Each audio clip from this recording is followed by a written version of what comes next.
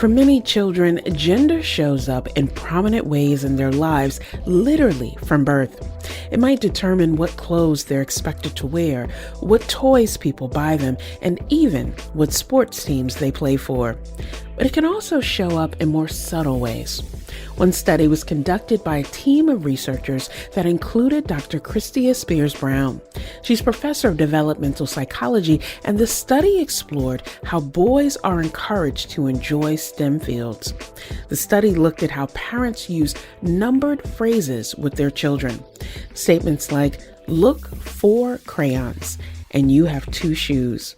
It found that parents of 2-year-old sons use these number words 3 times more often than parents of daughters of the same age. This is Disrupted. I'm Kalila Brown-Dean. This hour, we're taking a look at how children understand gender and stereotypes. Coming up, we'll talk to Professor Christia Spears-Brown about the development of biases and what parents can do about it. But when our first guest grew up in Bloomfield, Connecticut, it wasn't easy to find peers who were openly gay. She now writes about queerness, among many other topics. Catherine Von Stockton is Dean of the School for Cultural and Social Transformation and Distinguished Professor of English at the University of Utah. Her books include The Queer Child and, most recently, Genders. Catherine, welcome to Disrupted. Thank you so much for having me. So before we get into the theory and the books and the scholarship, I want to start with the personal, because you grew up here in Connecticut, you're now in Utah, and you talk about some of your own experiences growing up as a queer child in this state. Were there particular moments that you felt othered, or you felt like there was this difference that maybe was not honored in the same way? Two things are really confusing to me, really from my earliest consciousness. And that was, for whatever reason, I felt sort of drawn to girls, really in a sense of attraction, kind of a heightened sense with girls that I found appealing. And I absolutely felt myself to be a boy. Now, I'm not entirely sure all of what that means, but those were two things that I felt to be quite profoundly true for what I felt. And that made me feel alone in the world, sort of scared and fearful for where this would lead. So even in moments that were exciting and happy and joyful, where I was sometimes getting to act out these wishes, I couldn't quite see where that could go as a future. Even in childhood, I feared what I felt. I'm thinking about you talking about this experience, this fear of, even in moments of joy, even in moments where you were free to just be yourself, there was still this nagging fear of what this could mean. And I'm thinking about where we are now in 2022, where people are just starting to get the language and understand this in a way that I imagine when you were growing up in Connecticut was not sort of that kind of common understanding, even with all of the continued tension that we face now. I'm thinking of the recent controversy in Connecticut where an English teacher wanted to provide a worksheet about inclusive language so that students would feel seen and at least have a common baseline, and all of the uproar of that. How do you think that the context of the time that you were growing up in Connecticut shaped that kind of fear and uncertainty and really that hesitancy that you felt? Yeah. So I think, in that time period, nobody really had words in my world to be able to sort of understand what I was saying about myself. There was the concept of tomboy, thank goodness for that. So that sort of held me in a particular way. And for me, I always say there was a split temporality. I had to be a girl by day, but could be a boy by night. And even at school on recess, I could be a boy of sorts, but a boy in a dress. So in my time period, really by dictate, you had to wear girls' clothes to school. So even though at night I could run home, throw off my jumper and play in boy clothes and play with boys, it was literally a strange thing to have to be one thing by day and another thing by night. Now, I think many folks know this. I think many folks of color know this. I think labor can make our day very different than our night, the way race operates. So this is not something that is solely tagged to gender. And what I would say now is we do have new language, and the general public is sort of finding out different ways to think and talk about things. But wow, how quickly the backlash has come. The other thing that I think about with identity, I always say identity is fluid, it's contextual, it's Hmm. structured in many ways by forces that are beyond our self identity and connect to that social identity. And one of those layers of context that I think is so key is about neighborhood and community dynamics. Hmm. So it's Hmm. not just that you grew up in Connecticut. You grew up in Bloomfield, that many people think of as this really diverse place Hmm. in Connecticut Hmm. then and now. And you Hmm. mentioned, issues of race and class and Hmm. occupation alongside gender and identity.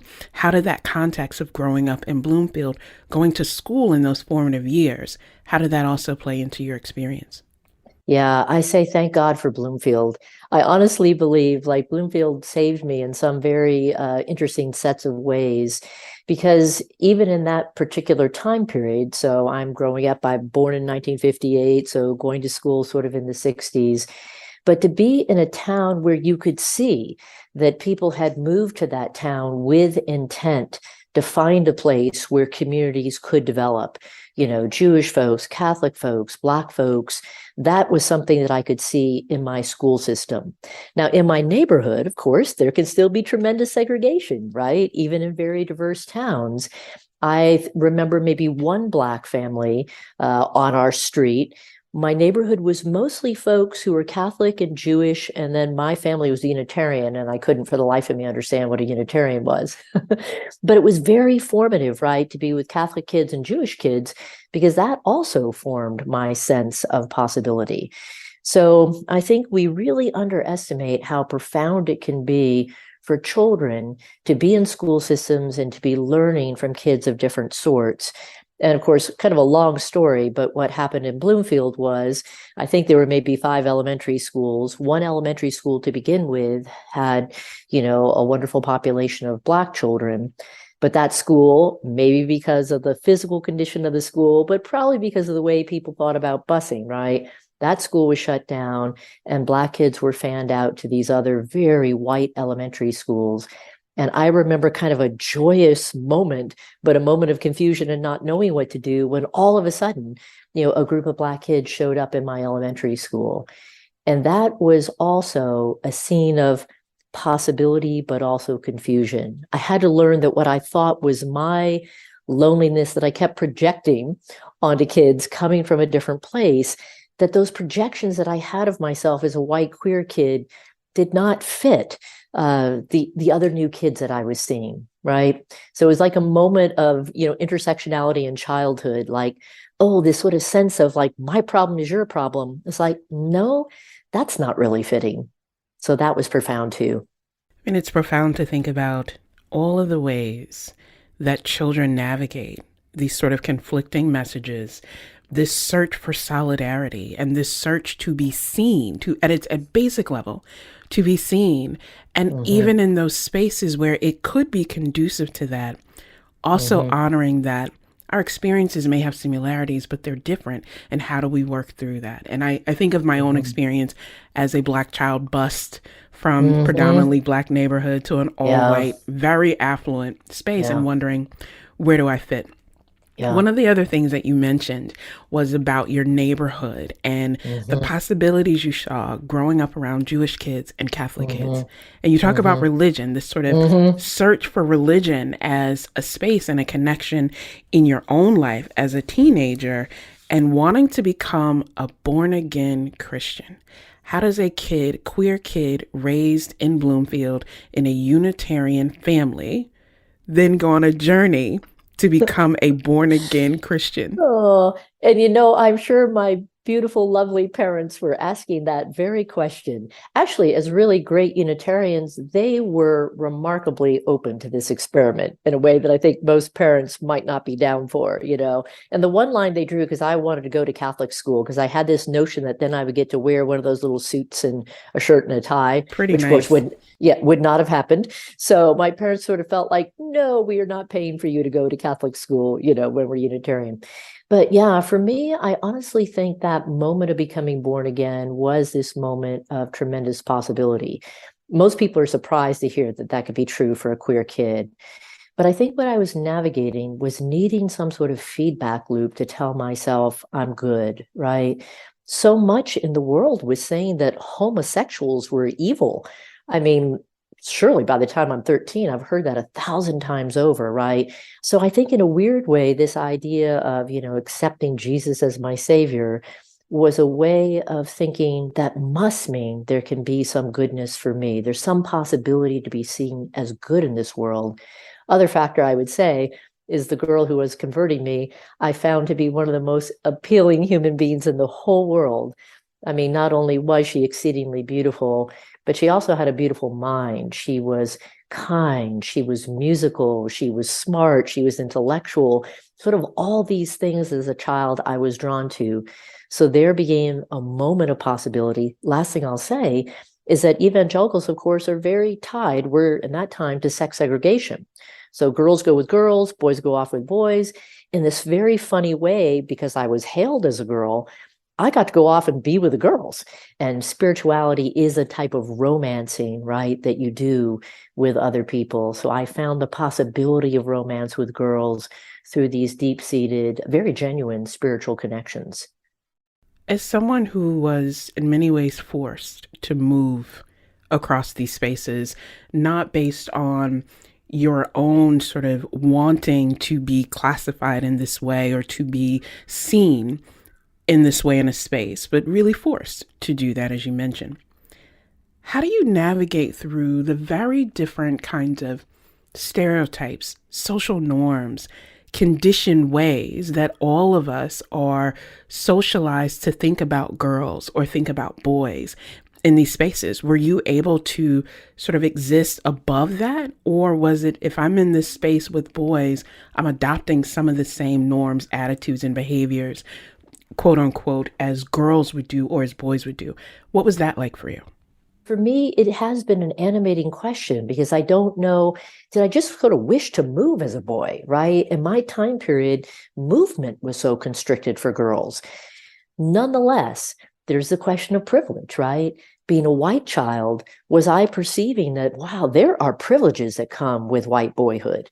And of course, I was not saying the word white to myself because I feel like the things that boys and girls were always talked about as if they had no racialized histories. And every boy and girl has a racialized history. So that was something that was never being confessed, but was I perceiving it as a child? So was it privilege that I wanted in some way? And finally, for reasons I know not why, I love the idea of what I call boy surface. I love the way the boys looked and the way they dressed and the way they moved. And I wanted to inhabit that. But of course, I love so many things about girls. And I will say that by having to sort of be a girl, be told I am a girl, be with the girls, wow, did I learn to admire girls? I just began to think like girls are matchless. Who has kept a secret from me? When I had only played with boys, I had a type of boy misogyny, right, that I applied to girls. So many things that boys said about girls and thought about girls, I thought those things too, either to blend in or because I believed them. Once I started spending time with girls, it was just like, girls are amazing. When we return, Catherine talks about her book, The Queer Child. She also explains the historical context of our modern idea of childhood. This is Disrupted. Stay with us. Welcome back to Disrupted. I'm Kalila Brown-Dean. This week, we're talking about children and what the research tells us about their understanding of gender and stereotypes. Before the break, we heard from Professor Catherine Bond Stockton about her time growing up in Bloomfield, Connecticut as a queer child. In her 2009 book, The Queer Child, Catherine examines children's identity formation and what she sees as a pervasive sense of strangeness for all of us. I wanted to know more about the label queer. In full disclosure, when I grew up, the word was considered a slur. And so I asked Catherine what the word means for her now. So as an English professor, I always go to the dictionary just to see what the dictionary is going to say. And the dictionary sort of makes sense out of it. Now, the dictionary I first consulted was kind of old, and it said derisive slang for homosexual. Certainly true, right? For a long time, the word queer was not a word that gay folks would use of themselves. So there's that, LGBTQ, essentially, right? But the other word is very broad, and it simply means strange. And that's the part of queer that I'm always interested to animate, which is to say, instead of saying, we gay people, we trans people, we are just as normal as you are, right? Kind of asking, begging for our rights, showing that we are so much like you, whoever you may be in power, right? That will grant us those rights. I think we like to flip that on its head and say, it's not that I'm as good and as normal as you are, it's that you are queer, whoever you may be. That there's such a strangeness to anybody's gender, right? To anybody's wish to be sexually drawn to this person rather than to that person. It's really impossible for us to get to the bottom of our own selves, never mind for anybody else. Talk to us more than when you use this phrase, gender is queer for everyone, because it seems connected to that definition of the strangeness of what it means for people that's so much more than just clothing or more than just a hobby or presentation. What do you mean by that phrase? Yeah, if you really even just think about it, when the baby comes out of the birth canal, right, still generally sexed as boy or girl. And I say in the book, it's almost strange. It's almost like we take a sword and cut babies in half, right? Now you can only be this part, this half of human being that is the opposite of this half of human being. And of course, that's why we supposedly say it's natural, right, for this half to seek that half. But I mean, what a strange thing to do to a baby at birth before that child can even speak, can even tell us who it thinks it may be, to gravitate towards this word, towards that word. We have lowered a cone over that child. I mean, I say this gently to parents, it is done generally by everybody. So this is not a critique or a judgment, of individuals, but just a strange thing that we do. And then I find it very strange that we then raise people to believe they're somehow highly different, two different types of human beings, right? Again, almost opposite. And then we ask these opposites to come together and raise other little opposites, and we call that marriage as it was intended to be. While we can agree that the word queer represents sort of this strangeness of categories for all of us, not just a singular one, you also point out that the way we use the word child is strange in some ways, that sort of demarcation in expectation. What is it about the word child that evokes that kind of response? Yes, and for listeners, it might be surprising to think that our concept of the child is really quite recent historically. Recent meaning going back to the end of the 17th century. So if you call that recent, but nonetheless. And so many things historically had to happen to have the sort of category of childhood that we have now. So say in US culture, right, where legally you are a child until the age of 18, let's say, that's a very recent development because various things had to happen to make the child thus. So let me I'll just mention four and then we can talk about any of them. But obviously the move to abolish child labor, right? You can't have this long delayed childhood if children are working. So by actually these laws to abolish child labor, starting right around 1901 in the United States, but really takes until about like 1938 to really take force, that's important. The development of juvenile justice that makes the child a different legal creature than adults, very important. Some would say Freud, writing at the end of the 19th century into the 20th, of imagining that the child is a sexual creature, right? Creates another idea, because then the question is, do we need to protect the child from its own sexuality? And the fourth thing I'll mention is sort of the concept of homosexuality. Again, could be surprising to a listener. We don't really have that concept consolidated until around 1891.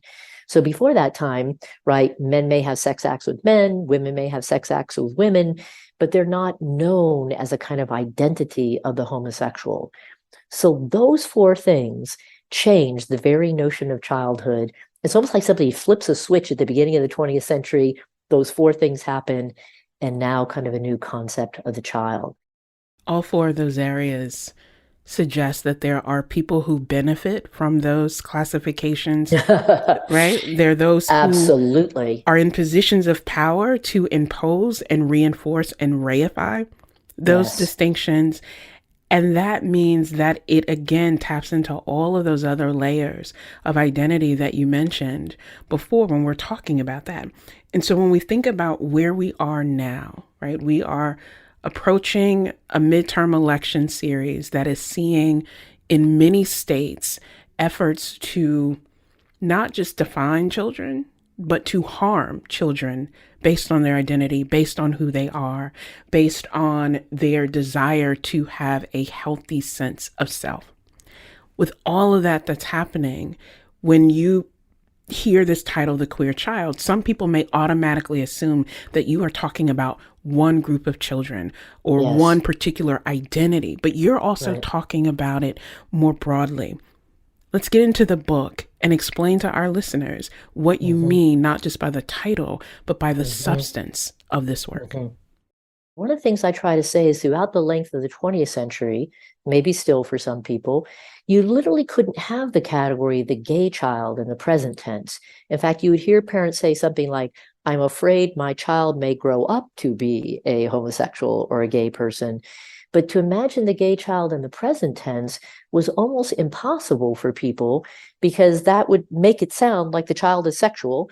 And generally, US culture does not believe children are sexual. Therefore, you cannot have a gay child, even though all the while we're presuming every child to be straight. So there's a really interesting contradiction there. And for those of us who heard that word in childhood, gay, and felt like, that's me, right? In a way, we could never be a gay child. I could not come out to anybody in my whole world, not my incredibly loving, embracing Unitarian parents for fear of breaking their hearts. Certainly not to any childhood friend. I thought I'd be bullied and bashed if I did. So I held on to that. In a sense, you could say I've only become a gay child retrospectively. When I finally came out, then I could say I was a gay child. But until just recently, that's been the only grammatical formulation allowed to gay children. So you came out later in life, not as a younger person or a child. Yes. Do you feel like things started to make sense for you more in terms of experiences, that feeling, that fear of even in these moments of freedom, I still have this kind of fear and reservation? Coming out, having this opportunity to be reflective about your experiences, did that help the pieces fit? Or perhaps was there a sense of resentment of, I actually didn't have the opportunity to be myself because of all of these social constraints, even from well-meaning people who loved you, but lacked the language and understanding? Yeah, I've often wondered whether I would have more resentment now. I think it was just such a miracle to think because in childhood, I thought I will never be loved by anybody. I will never get married. I will have to be celibate. So to imagine that there could be a girl who would love me back, that was just like a world-making possibility. So I think it was maybe just more joyful and more miraculous when I could finally come out. Because really in childhood, and this was my time period, and might be surprising to listeners, I mean, I never knew another live human being who in front of me said, I'm gay, until I went to Yale Divinity School. I mean, think about that. You just don't see a live referent for yourself. Nobody's on TV, nobody's in the movies. It's like I know another group of people called gay people exists somewhere in this world, somewhere on this planet, but I have not met them. So going to divinity school and meeting gay people, people who implied they were gay, didn't say it, but implied it, that was stunning to me. So it was not so much resentment as astonishment. It's also astonishing to think that the first space where you could be around people who were in sort of a shared sense of where you were, but also what was possible was in divinity school. And hmm in divinity hmm school at hmm Yale, Yes. all of the layers, right, that come along with divinity school, come along with Yale, all of those different things and the possibilities. And I'm curious, there will be some people who will listen to this who may be parents or, uncles or people who are just in the lives of young people and want to be supportive, want to be encouraging, want to be a source of affirmation for those young people, but they're just not sure what to do or where to start. Or maybe they have their own sort of, reflections that need to happen. What would you say to people as sort of, here are 2 or 3 ways that we can come together in our understanding and affirm people so that these children, these young people, don't experience that same level of isolation? Well, I love that question. I would say listen, talk, but listen 5 times more than talking. Because I think talking to people that they may know, who may be kids, right? Who may be teens, who may be adults who have lived these lives, talk and find out, get educated. And so, of course, getting educated means reading. So only, again, listening if people wish to speak, right? Not looking for somebody to educate you.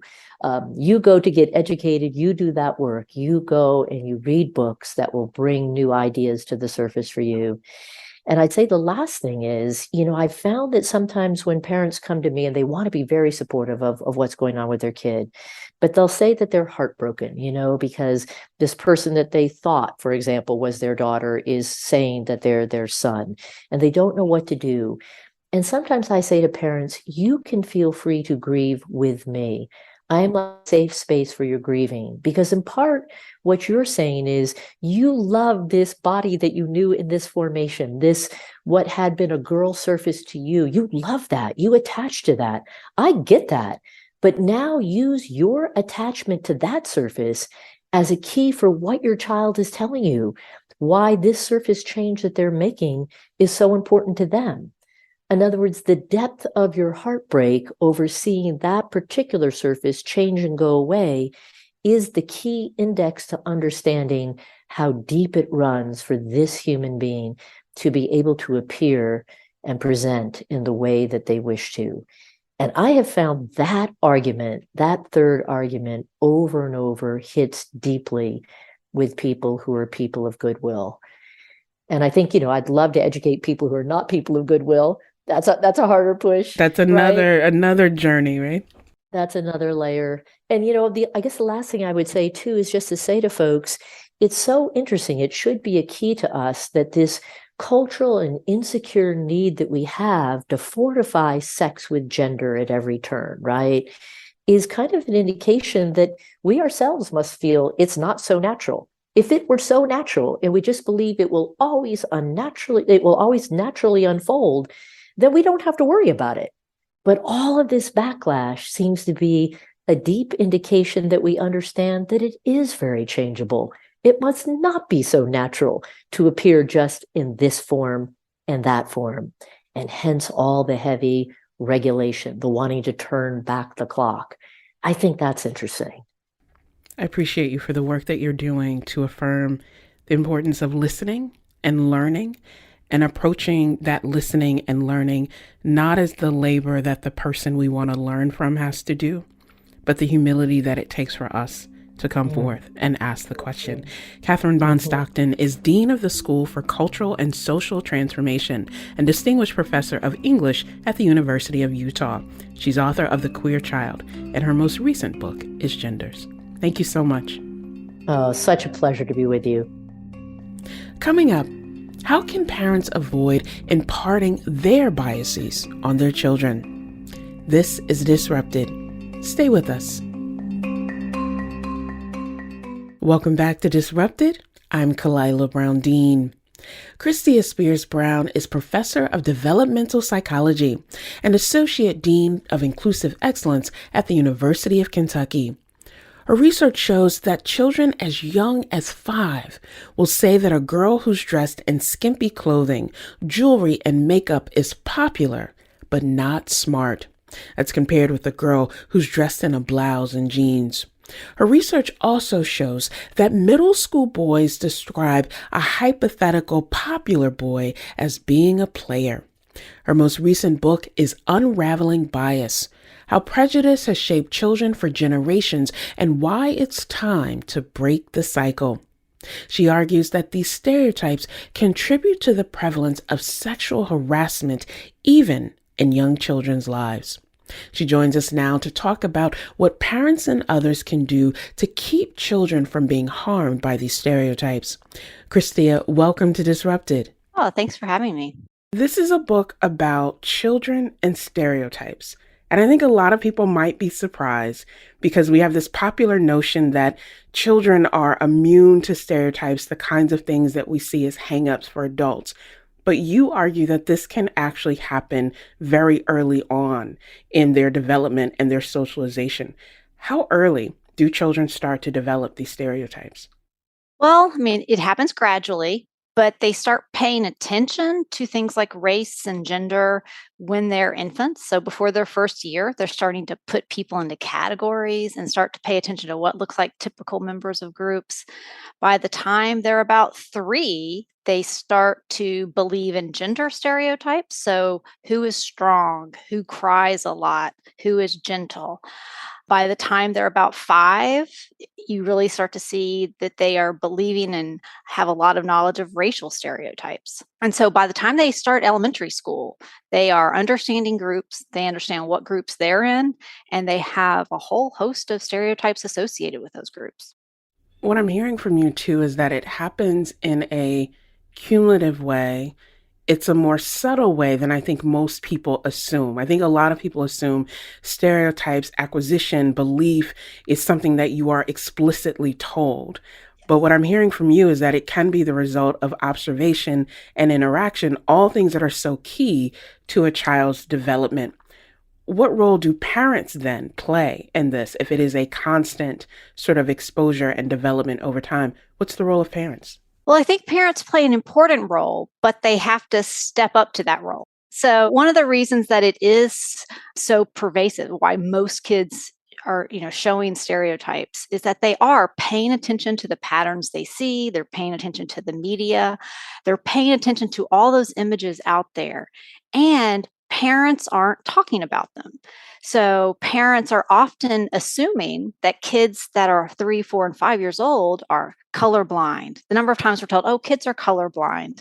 Or no, kids, we have girl power stuff. So whatever it is, parents kind of assume that their kids are not paying attention or are doing it in ways that are positive. And so one of the things we always encourage parents is have those conversations. Talk about what it is you see. For example, if we talk about race, kids are not colorblind, right? We come in different shades. Of course, we notice it. And we live in a biased world. So kids are going to notice biased patterns, just like they learn grammar, right? Kids learn grammar and no one ever had to sit down and say, first you say a noun and then you say a verb. Stereotypes and prejudice are the same way. And so race, we often don't talk about with little kids. Gender, we don't talk about in terms of stereotypes. And so what parents can do is start to talk about and give kids better explanations for what they're seeing. So talking about why we come in different shades, talking about the times we see things that look unfair. That's, I think, a big role of parents. I'm hearing you say that, we don't often talk to kids about race and about these differences. But I kind of feel like many adults don't talk to each other about this. And I'm thinking of the backlash when Crayola decided to do a box of crayons with different shades. And parents and teachers were outraged by this for very different reasons. Some parents outraged of why do I need to talk to my kid about race and color and complexion? And teachers saying, because we see your kids every day who are curious and exploring, and we want to allow them to engage. And at the same time, I was sort of smiling as you talked about, kids are colorblind. We've all seen those images where it's 2 kids of different, presumably different racial groups playing together, and there's some caption, if we could just be like kids, not recognizing the ways that they could do that. What's the work then that parents can do so that they become more comfortable even having the discussion with their kids, because it seems like this taboo that we don't talk about until something happens? I think parents have to work on where their own biases are. They have to get comfortable talking about it and kind of thinking about it themselves. I think for young kids, for, kids from the beginning to, like 10 or 11, there's great books out there that are for kids that talk about race in really beautiful ways, that talk about kids that are multi-ethnic, that talk about gender and gender diversity. And I think those are great tools for parents to sit and, hey, let's read this. And it sets up a conversation that you may feel uncomfortable with. So I think if you're uncomfortable, have a book or watch a show, something that addresses these, and use those as information starters. But I think also parents have to take some of the pressure off themselves. This isn't a matter of sitting down and let's have one big, long conversation about racial oppression. It needs to be the small, little everyday conversations that we have, right? We don't teach our kids one day about how to be kind to others, right? We talk about that all the time, right? It's part of the daily parenting conversations. Things like stereotypes and biases should also be part of it. Whenever you notice something, it should be like the 30-second conversation, the 1-minute conversation. If you're watching a show, commenting, wow, it's really unfortunate that everyone on here is the exact same race as one another. They're all white. I wish we could see a lot more friends that look different from one another. That can be the conversation, right? So we have to allow ourselves to have the small, low stakes conversations with our kids and use the help that's out there to start those conversations. Parenting is hard. No matter how competent you think you are, no matter, how committed you are to positive parenting, positive engagement, it's really difficult. But I'm also reminded of how much we sometimes think that we're teaching kids when the reality is often that they are teaching us about ourselves, about those around us, and about the ways the world is changing. I'll give you a quick example. A few years ago, my family's watching, I think Wheel of Fortune or something. And a contestant says his name, his occupation, and says, and I want to acknowledge my husband who's in the audience. And I immediately said out loud, wow. And my kids said, what's the big deal? And I said, that never would have happened when I was growing up. It's amazing that it took this long to get to this point, but isn't it great that we're here? And she just looked at me like, why is this a big deal? And it was this reminder that change can happen. I think that's a great point. And I think kids are not colorblind. Kids notice when there's two dads and two moms, they notice these things. It's only adults that put so much negative baggage on it. So if we go to where kids are and say, yeah, kids can take it as, oh, this is just the fact of life, right? If we talk about all the different shades we come in and how that makes things so much more interesting, all the different places we come from and how that's much more interesting. We got to acknowledge that kids are seeing it, but are not carrying the taboos that we bring to it. One of the other things that you mentioned in the book that was so insightful is that even when parents mean well, even when they think that they are pushing back against the dominant stereotypes and the dominant norms, it can often have the reverse effect because it's still centering gender as this sort of concrete structure for their children and for themselves. One of the examples that I think of here is we are inundated with elaborate gender reveal celebrations, right? Is it going to be boots or bows? Is it going to be layup or makeup? And so it's starting even before this kid has made their entrance into the world of sort of reinforcing that. How can parents create a more expansive room for children to develop and grow and form their own identities, even when we are very well-meaning?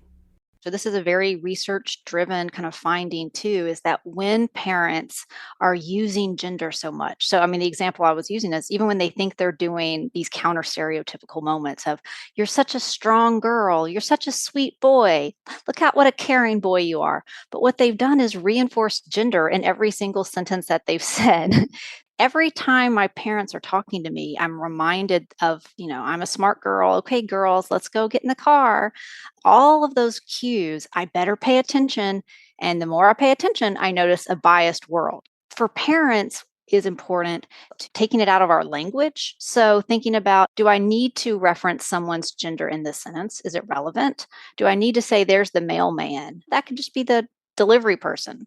Okay, kids, let's go get to the car. And it's tricky. Our language is pretty gendered, right? We have pronouns that are gendered. We have lots of things that are gender coded. There's research that shows The more parents do that, the more they label things pink and blue, use gender in their language, it literally increases kids' stereotypes in about a month. They endorse things like girls can't be president. They're more likely to say that when they've been in a classroom, for example, that said, good morning, boys and girls, let's line up boy, girl, those kind of things. So it's a pretty compelling evidence that the more that we try to emphasize these binary genders, the more kids form stereotypes about them. And then the problem is the kids that don't fit neatly into those stereotypes feel othered and wrong and as though they're not kind of fitting in. And so it's making stereotypes worse for kind of the more traditional kids, but it's also excluding the kids that don't feel like either of those are good descriptions for them. I'm thinking here of the power of media, not just social media, but the images that children are exposed to, the roles that children are exposed to in quote unquote kid shows, and how it reinforces these stereotypes so that even if in your household you're trying to counter some of that or allow for a more freely forming notion of identity that's not constantly reinforced, when you look at some of the most popular kids shows, those stereotypes are there. What's the impact of that form of socialization in terms of media on children and their development? I think that's the thing that's the most untalked about. I think people often want to talk about parents, but I think parents' big role is the gatekeepers to all the other stuff. So I think media, as we know, is really impactful in things like in shows targeting young kids, especially kind of the under 10 set. Most shows have girls who are very thin, often white, doing stereotypical behaviors like paying attention to how they look, very appearance-based behaviors. The boys are typically brave and active and often in charge. And the girl is more often like the sidekick. You don't often see boys crying and showing kind of empathy. And so those really subtle cues, often the lack of what we are seeing, kids are paying attention to those. And we know that that is making kids' stereotypes stronger. And that's the TV that, is supposed to be good for kids. I always tell parents, everything is educational. I think parents like to think, well, this show's just for fun, and this is the educational, or this is the educational toy, and this is just for fun. For a kid, everything is educational. They're learning from everything that they see. And so we have to kind of look at everything they consume with that same critical eye. One of the challenges of being an academic is that our scholarship becomes such a part of how we are beyond our profession, right? I'm a political scientist. Everything is political to me. I'm always thinking about the context, the impact of a policy, how this fits in ways that most people are like, that has nothing to do.